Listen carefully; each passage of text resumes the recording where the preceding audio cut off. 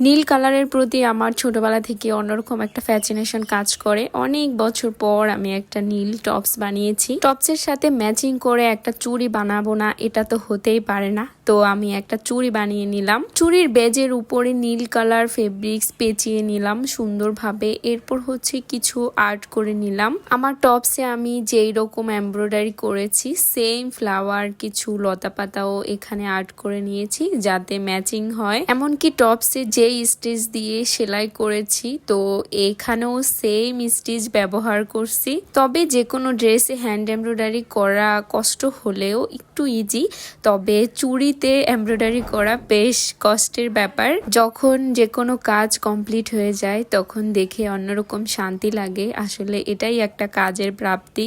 Bangles যেহেতু ছোট সেই কারণে এমব্রয়ডারি করাটা বেশ কষ্টের ব্যাপার, কারণ হাতের মধ্যে ব্যাঙ্গেলসটা খুবই ছোট লাগে আর সেলাই দিতে এত বেশি কষ্ট। যত কষ্টই হোক ছোট ছোট সেলাইয়ের মাধ্যমে এই তো আমার নীল চুড়ি রেডি হয়ে গিয়েছে। এখন একদম ড্রেসের সাথে ম্যাচিং চুড়ি আমার।